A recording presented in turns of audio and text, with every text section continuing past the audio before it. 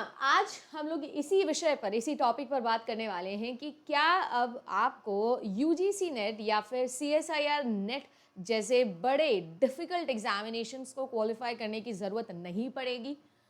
अगर आप सभी लोग भी असिस्टेंट प्रोफेसर बनने का सपना देख रहे हैं और आप सभी लोग यूजीसी नेट एग्जामिनेशन या सीएसआईआर नेट एग्जामिनेशन की वजह से इस पड़ाव को पार नहीं कर पा रहे थे और आप सोच रहे थे कि यार क्या कोई और तरीका नहीं है असिस्टेंट प्रोफेसर बनने का, तो आप सभी लोगों के लिए आज इस वीडियो में मैं बहुत सारे ऐसे कन्फ्यूजन से जो क्लियर करने वाली हूँ, जो इस न्यूज़ को लेकर अभी सर्कुलेट हो रहे हैं।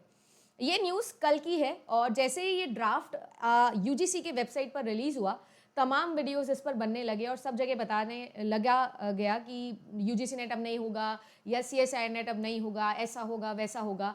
तो कोशिश करूंगी कि आज के इस 5 से 10 मिनट के वीडियो में सारे पॉइंट्स आपको क्लियर कर सकूं। मैं अदिति आप सभी लोगों के लिए जेआरएफ अड्डा पर आती हूं। अगर आप सभी लोग फॉर द फर्स्ट टाइम मुझे देख रहे हैं तो मेरा भी जेआरएफ क्वालिफाई है और आप सभी लोगों के लिए पिछले 5 साल से इस वर्टिकल पे मैं काम कर रही हूँ। अगर आप सभी लोग पहली बार चैनल पर आए तो चैनल को सब्सक्राइब कर लेना, आराम से सर्व करना। लगता है कि आप हमारे साथ में तैयारी करना चाहते हैं तो प्रीमियम बैचेस पर भी आप आ सकते हैं। मैं आज आप लोगों से बात करने आई हूँ कि क्या यूजीसी नेट एग्जामिनेशन या सीएसआईआर नेट एग्जामिनेशन का वेटेज अब कम हो गया है, क्या आप सभी लोगों को बिना इनके भी असिस्टेंट प्रोफेसर बनने का ओपनिंग मिल गया है। ये सब बातें मैं डिस्कस करूँ उससे पहले मैं आपको बताती हूँ कि बैक स्टोरी है क्या। आप सभी लोगों को असिस्टेंट प्रोफेसर बनने के लिए सबसे पहले 2018 में एक ड्राफ्ट रिलीज किया गया था जिसमें ये बोला गया था कि यूजीसी नेट तो मिनिमम एलिजिबिलिटी क्राइटेरिया होगा और इसके साथ साथ आपको जो है वो क्या करना रहेगा, पीएचडी करना रहेगा if you want to become an assistant professor.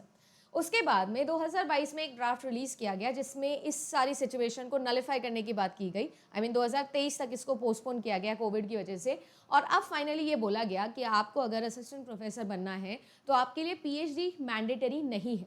आप सिर्फ और सिर्फ मिनिमम क्वालिफिकेशन ले लें, दैट इज आपका पोस्ट ग्रेजुएशन और आपका यूजीसी नेट होना चाहिए and then you can be eligible to become an assistant professor. उस वक्त भी मैंने आप लोगों को ये वीडियो बना के समझाया था कि this is not the case ऐसा है कि if you really want to become an assistant professor and you are sitting in a panel जहाँ पर इंटरव्यूअर जो है वो सर्च आउट कर रहा है द बेस्ट पर्सन, तो एपीआई का बहुत बड़ा इन्फ्लुएंस आएगा। और ऑब्वियस सी बात है, एक बच्चा जो पीएचडी करके बैठा है और एक बच्चा जिसने पीएचडी नहीं करी है, तो जाहिर सी बात है कि नॉलेज डोमेन पर्सपेक्टिव से भी, अपीयरेंस पर्सपेक्टिव से भी और बाकी सभी पर्सपेक्टिव से वो पीएचडी वाले कैंडिडेट को ज़्यादा चांसेस मिलते हैं। 1% बेनिफिट ऑफ डाउट मैं दे सकती हूँ उस बंदे को अगर बहुत ही एक्सेप्शनल कुछ स्किल उसके पास में है तो, बट फिर भी पीएचडी वाले को ज़्यादा इफेक्ट पड़ेगा। बट फिर भी ऐसा नॉर्म बना देने से ये जो रिजिडिटी है इसे रिमूव करने के ऊपर यूजीसी ने बात करी है। हमारे जो एजुकेशन मिनिस्टर हैं, honourable education minister Dharmendra Pradhan जी, उन्होंने फिर से एक ड्राफ्ट रिलीज किया जो 2018 की ये मिनिमम एलिजिबिलिटी की जो रिजिडिटी है, ये वर्ड इन्होंने यूज़ किया है, द वर्ड रिजिडिटी, इसे ये रिमूव करना चाहते हैं और मिनिमम क्वालिफिकेशन यानी यूजीसी नेट आपको क्वालिफाई करना पड़ेगा in order to become an assistant professor, इसे भी अब रिमूव करने के ऊपर बात चल रही है। ये ड्राफ्ट यूजीसी की वेबसाइट पर ऑलरेडी इन्होंने डाल दिया है। अभी इस पर फीडबैक्स और सजेशंस ये लोग मांग रहे हैं, इस पर अभी प्रोसेस चल रहा है। बट मैं आपको फिर से यहाँ पर ये चीज़ बोलने आई हूँ कि ये न्यूज़ का कि नेट नहीं रिक्वायर्ड है या सीएसआईआर नेट का कोई वेटेज नहीं रह जाएगा, इससे बिल्कुल कोई लेना देना नहीं। एक पैराग्राफ है जो इस नोटिस के अंदर बहुत साफ साफ लिखा हुआ है, उस पर थोड़ा सा ध्यान दीजिए, आपको समझ में आएगा कि मैं ऐसा क्यों बोल रही हूँ। सबसे पहली बात तो the word they have used is rigidity. ये जो मिनिमम क्वालिफिकेशन होती है, मिनिमम एलिजिबिलिटी क्राइटेरिया होता है कि अगर आपको असिस्टेंट प्रोफेसर बनना है, हायर एजुकेशन में आपको कंट्रीब्यूट करना है, तो you need to clarify this examination that is UGC NET और सीएसआईआर नेट सच एग्जामिनेशन। अब हुआ क्या, जब पीएचडी एंट्रेंस एग्जामिनेशंस को हटाया गया और उसे भी नेट के अंदर मर्ज किया गया, तो पहली बात तो जो नेट है उसका वेटेज कम हो जाएगा, इसका तो चांस ही नहीं है, क्योंकि पीएचडी एंट्रेंसेस भी इसी से हो रहे हैं और अभी भी जो असिस्टेंट प्रोफेसर का सिलेबस है वो भी यही है। एंड लास्ट के पैराग्राफ में जो आप लोगों का असिस्टेंट प्रोफेसर से एसोसिएट प्रोफेसर या प्रोफेसर बनने का प्रमोशन का जो चांसेस है, उसमें भी पीएचडी जो है वो आपकी मैंडेटरी है। तो at the end of the day घूम फिर के तो देखो आप लोगों को वहीं पर ला दिया जाएगा। तो ऐसा है कि नेट का कोई वेटेज नहीं रह जाएगा या नेट खत्म हो जाएगा, ये तो सबसे पहले अपने दिमाग से आप लोग निकाल दो। दूसरी चीज़ जो यहाँ पर है वो ये है कि अगर आपको याद हो तो इसी साल मतलब 2024 के लास्ट क्वार्टर में ही आपके 4 ईयर डिग्री को भी अलाउ किया गया था। जो भी स्टूडेंट है जिसने यूजी किया हुआ है 4 साल का, उसे पोस्ट ग्रेजुएशन करने की ज़रूरत नहीं थी और वो डायरेक्टली जो है वो इस एग्जामिनेशन में सिट कर सकता था, यूजीसी नेट में या सीएसआई नेट में। अब देखो, इन्होंने ये पूरी की पूरी रिफॉर्म में यही पॉइंट पर काम करने की बात करी है। दरअसल एक्चुअली इन्होंने बेस लिया है new education policy, national education policy 2020 का, जिसमें ये कहा गया है कि मल्टी डिसिप्लिनरी होना चाहिए हमारा एजुकेशन सिस्टम। मल्टी डिसिप्लिनरी से मतलब ये है कि अगर कोई यूजी का बच्चा है जिसने से फॉर एग्जांपल पॉलिटिकल साइंस में यूजी किया है, वो भी कंप्यूटर साइंस में पीएचडी कर सके, कंप्यूटर साइंस पढ़ के पढ़ा सके। अगर कोई ऐसा है जो बहुत ही ज़्यादा एक्सपर्ट है, जिसने 10 साल कोई बड़ी एमएनसी के अंदर काम किया हुआ है, तो वो आके कॉलेजेस के अंदर बच्चों के साथ अपना एक्सपीरियंस शेयर करे, प्रैक्टिकल लेवल पर बच्चों को आके पढ़ा सके। प्रोफेसर ऑफ प्रैक्टिस नाम याद होगा, अभी पिछले साल ही आप लोगों को ये नाम दिया गया। तो बेसिकली ये सब चीज़ों को हमारी नेशनल एजुकेशन पॉलिसी प्रमोट करती है, उन चीज़ों को इनकॉर्पोरेट करना है इन दी एलिजिबिलिटी क्राइटेरिया, इसको लेकर ये रिफॉर्म हुआ है। अगर बात की जाए तो यहाँ पर लिखा हुआ है, आपके अंडर ग्रेजुएशन में कोई भी डिग्री हो आपके पास किसी भी सब्जेक्ट की, डोमेन की, कोई भी पोस्ट ग्रेजुएशन में डिग्री हो, कोई फर्क नहीं पड़ता। अगर आप पीएचडी कर रहे हो, डिफरेंट पर्सपेक्टिव से कर रहे हो, डिफरेंट डोमेन से कर रहे हो, कोई फर्क नहीं पड़ता, आप तब भी एलिजिबल रहेंगे असिस्टेंट प्रोफेसर की सीट के लिए, ये इन्होंने कहा हुआ है। साथ ही साथ इन्होंने 23 दिसंबर 2024 को जो मीटिंग हुई उसमें इन्होंने बताया कि एक ड्राफ्ट इन्होंने बनाया है, ये अप्रूव हो चुका है, जो कि मिनिमम क्वालिफिकेशन है appointment of teachers and academic staff in universities, colleges and the measure for the maintenance of standards in higher education regulations 2025। इन्होंने बोला है कि इसमें आपके लिए साफ साफ बोला हुआ है कि जो मिनिमम क्वालिफिकेशन है, जो एक्सपीरियंस है, जो अकम्पलिशमेंट है, वो सभी के सभी फैकल्टीज़ के किस लेवल के रहेंगे, और ना सिर्फ फैकल्टीज़, इवन वाइस चांसलर के भी क्या क्या नॉर्म्स रहेंगे वो भी इन्होंने रिफॉर्म कर दिए हैं। इन्होंने ये कहा है कि अगर आपका यूजी 4 ईयर यूजी या आपका पोस्ट ग्रेजुएशन बीच में और लगाया हुआ है, ये अगर डिसिप्लिन डिफरेंट है उनकी पीएचडी फील्ड से, तो भी वो directly appointment for the assistant professor के लिए एलिजिबल हो जाएंगे। एडिशनली अगर कोई कैंडिडेट है जिसने नेट या फिर सेट क्वालिफाई किया है, कोई डिफरेंट सब्जेक्ट से, अपने यूजी के डिफरेंट सब्जेक्ट से अगर क्वालिफाई किया हुआ है, तो भी वो एलिजिबल हो जाएगा आपके असिस्टेंट प्रोफेसर एग्जामिनेशन के लिए, राइट।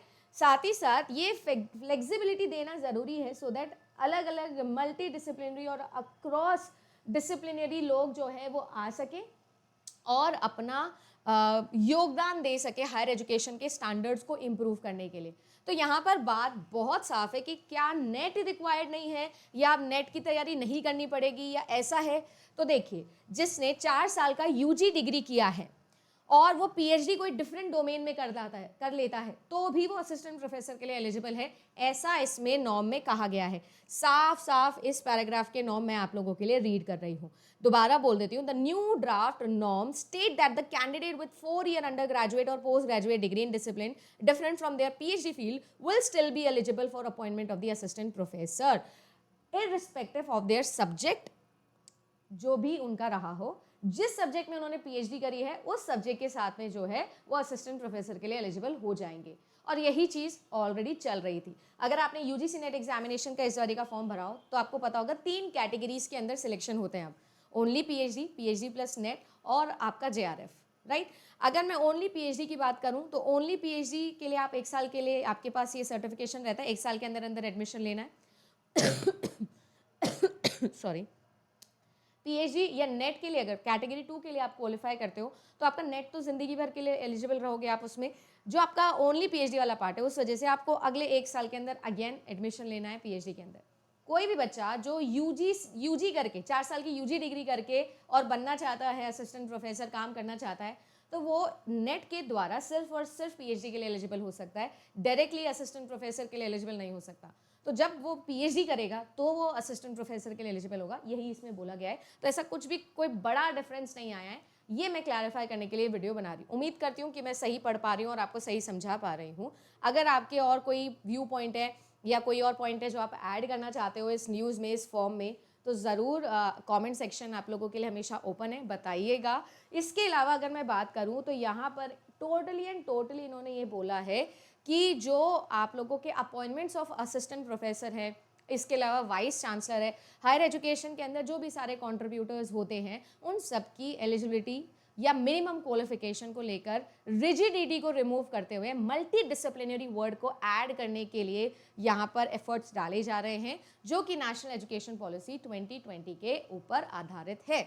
उम्मीद करती हूँ कि मैं आपको क्लैरिफाई कर पाई होंगी कि इस नोटिस का क्या मतलब है, इस ड्राफ्ट का क्या मतलब है। तो जगदीश कुमार जी जो कि यूजीसी के चेयरमैन हैं और जो आप सभी लोगों के एजुकेशन मिनिस्टर हैं, इन दोनों ने जो सारी चीज़ें बताई है वो मैंने आप लोगों को यहाँ पर एक्सप्लेन करी। क्या मिनिमम क्वालिफिकेशन रहेगा, कैसा रहेगा, क्या रहेगा, आप लोगों को मैं एक सिंपल रूप में अगर समझाऊँ, अगर आपने यूजी करी हुई है 4 साल की डिग्री के साथ में और आप लोग पीएचडी कर लेते हो तो आप असिस्टेंट प्रोफेसर बनने के लिए एलिजिबल हो जाते हो।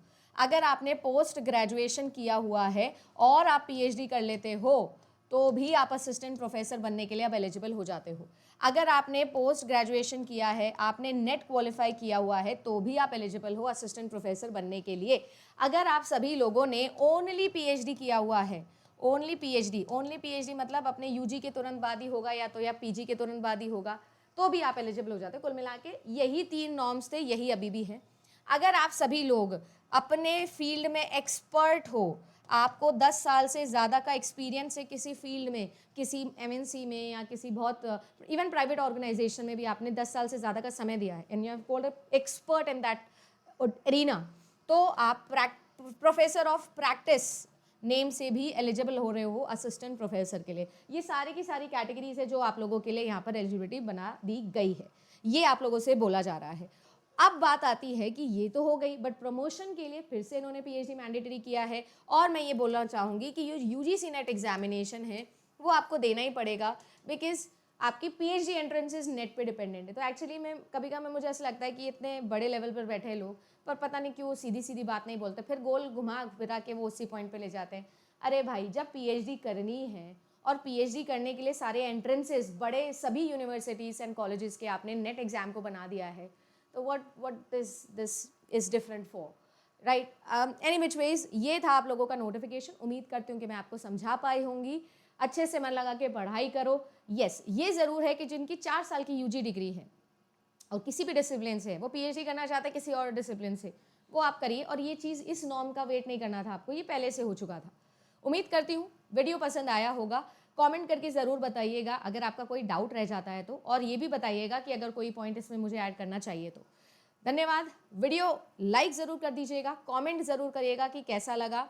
चैनल पर नए आए हो तो सब्सक्राइब कर लेना, और अगर नेट की तैयारी कर रहे हो तो आप चैनल विजिट करो, आप एनालिसिस देखो, हमारे पुराने बच्चों का एक्सपीरियंस देखो, और फिर लगता है कि आप हमारे साथ पढ़ना चाहते हो तो आप लोग आ सकते हो जेआरएफ अड्डा की एप्लीकेशन और वेबसाइट पे प्रीमियम बैचेस में हमारे साथ में 2025 की तैयारी करने के लिए। Good luck.